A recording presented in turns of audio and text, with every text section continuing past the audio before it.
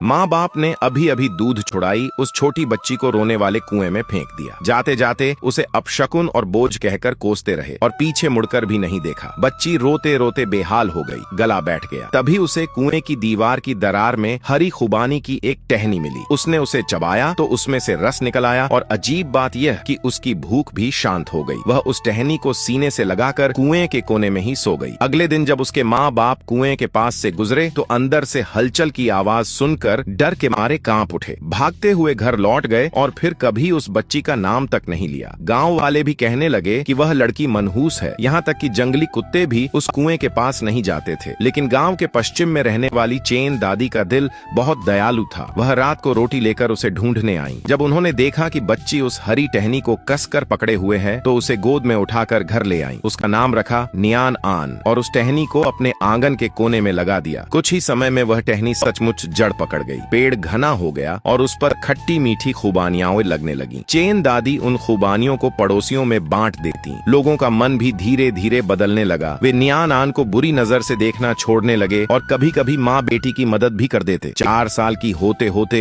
नियान आन दादी के साथ मुर्गियों को दाना डालती, लकड़ी लाती और बहुत फुर्ती से काम करती। लेकिन खुशियां ज्यादा दिन नहीं रहीं। आधे साल बाद ही चेन दादी की आंखों की रोशनी चली गई। वैद्य ने आकर देखा मगर इलाज से मना कर दिया। नियान आन रोते रोते दादी के पास बैठी रहती। एक रात उसने सपना देखा कि खुबानी का पेड़ उससे बात कर रहा है। पेड़ ने कहा 7 पकी खुबानियां तोड़कर उनका पानी बनाओ और लगातार 7 दिन पिलाओ। नियान आन ने वैसा ही किया और हैरानी की बात दादी की आंखें फिर से ठीक हो गईं। दादी ने पेड़ के तने को सहलाते हुए कहा, ये साधारण पेड़ नहीं है, ये वरदान है। इसके फल जरूरतमंद लोगों में बांटना, कभी लालच मत करना। नियान आन ने सिर हिलाकर बात मान ली। हर साल जब खुबानियां पकती वह घर घर जाकर बांटती, कभी पैसे नहीं लेती। गांव में एक बूढ़े झांग दादा थे। उनका बेटा शहर में काम करते हुए पैर टुड़वा बैठा था और बहू पैसे लेकर भाग गई थी। सर्दियों में उनका घर ठंड से जम जाता था। नियान आन न सिर्फ उन्हें खुबानियां देती बल्कि रोज लकड़ियां भी लाकर चूल्हा जलाती ताकि उनका घर गर्म रहे। उधर जिन माँ बाप ने उसे छोड़ दिया था उनके यहाँ कुछ महीनों बाद एक बेटा पैदा हुआ, झिनबाओ। उसे इतना लाड प्यार मिला कि जरा सी बात पर रोना धोना शुरू कर देता। माँ बाप उसे कभी डांटते नहीं, खुद भूखे रह जाते, लेकिन उसके लिए मिठाई जरूर लाते। घर की हालत खराब होती गई, फिर भी वे अपनी किस्मत को दोष देते रहे। कभी अपनी छोड़ी हुई बेटी को याद नहीं किया। उस साल बसंत में भयानक सूखा पड़ा। खेतों की फसल सूखने लगी। गांव वाले परेशान हो गए। नियान आन खुबानी के पेड़ के नीचे बैठकर रोने लगी और पेड़ से मदद मांगने लगी। जैसे ही उसने तने को छुआ, पेड़ से ढेर सारे बीज गिर पड़े। उसने वे बीज खेतों में बिखेर दिए। अगली सुबह सबने देखा कि खेतों में हरी हरी नई पौध निकल आई है और सूखी जमीन भी नम हो गई है। गांव वाले खुश हो गए और सबके मन में नियान आन के लिए सम्मान और बढ़ गया। नियान आन ने बचे हुए बीज संभाल कर रख लिए, सोचते हुए कि आगे कभी जरूरत पड़े तो काम आएंगे। गांव के ली चाचा, जो एक ईमानदार बढ़ई थे, उन पर झूठा आरोप लगा कि उन्होंने जमींदार की लकड़ी चुरा ली है। उन्हें बांधकर कचहरी ले जाया जा रहा था। उनकी पत्नी रो रो कर सबके सामने गुहार लगाती रही, लेकिन कोई गवाही देने की हिम्मत नहीं कर पाया। नियान आन यह सुनकर खुबानियों की टोकरी लेकर जमींदार के घर पहुंची। जमींदार के छोटे पोते ने खुबानी खाई और अचानक बोल पड़ा, मैंने देखा था, लकड़ी पड़ोस के गांव का आदमी रात में ले गया था। सच सामने आ गया। ली चाचा छूट गए और वे नियान आन और उस पेड़ के बहुत आभारी हुए। इस घटना के बाद नियान आन की चर्चा और फैल गई। लेकिन कुछ ही दिनों में गांव में अफवाह फैल गई कि उस पेड़ के फल खाने से दुर्भाग्य आता है। ये सब उसी दंपति की फैलाई हुई बातें थीं। वे कहते फिरते कि नियान आन की किस्मत उनके बेटे से छीन ली गई है और वह मनहूस है। शुरू में किसी ने विश्वास नहीं किया, लेकिन 2 दिन बाद एक घर की गाय बीमार पड़ गई और संयोग से उन्होंने कुछ दिन पहले नियान आन की खुबानियां खाई थीं। लोग डर गए और उससे दूर रहने लगे। चेन दादी गुस्से से भरी थी, मगर नियान आन ने हिम्मत नहीं हारी। वह रोज पेड़ की देखभाल करती, पकी खुबानियों को सुखाकर रखती ताकि जरूरतमंदों को दे सके। तभी पड़ोस के गांव से एक ढोंगी साधु आया। उसने कहा कि वह विपत्ति दूर कर सकता है। उस दंपति ने उसे घर बुलाया। साधु ने जिनबाओं को देखकर कहा कि उस पर अशुभ साया है और उसे ठीक करने के लिए उस पवित्र पेड़ का लकड़ी का हिस्सा उबाल कर पिलाना होगा। ये सुनते ही दोनों को नियान आन के पेड़ का ख्याल आया। रात को वे साधु को साथ लेकर चोरी छिपे पेड़ काटने पहुंचे। जैसे ही कुल्हाड़ी चलाने वाले थे, पेड़ से सरसराहट की आवाज आई। चांदनी में अचानक पेड़ से ढेर सारी खुबानियां गिरने लगीं और तीनों पर बरस पड़ी। साधु घबराकर भागने लगा, लेकिन जड़ से ठोकर खाकर गिर पड़ा। उसके कपड़ों से एक थैली गिर गई। थैली खुली तो उसमें उसी बीमार गाय के गले की घंटी और कुछ चांदी के सिक्के निकले। तब सच सामने आया। गाय खुबानियों से नहीं बल्कि साधु के दिए जहर से बीमार हुई थी। उसने पैसे लेकर अफवाह फैलाई थी। शोर सुनकर गांव वाले आ गए और तीनों को पकड़ लिया। सच्चाई सामने आते ही सबको अपनी गलती का एहसास हुआ। लोग एक एक करके नियान आन के घर आए और उससे माफी मांगने लगे। मामला अभी शांत ही हुआ था कि पड़ोस के गांव में अचानक महामारी फैल गई। बहुत से लोग उल्टी दस्त से बेहाल हो गए। वैद्य आए लेकिन कोई इलाज काम नहीं आया। जान बचाकर भागे लोग इस गांव में आ गए। गांव वालों को पहले की अपनी गलती याद आई तो बिना कुछ सोचे सबने अपने घर खोल दिए और नियान आन के दिए हुए सूखे खुबानी भी सब में बांट दिए। हैरानी की बात यह थी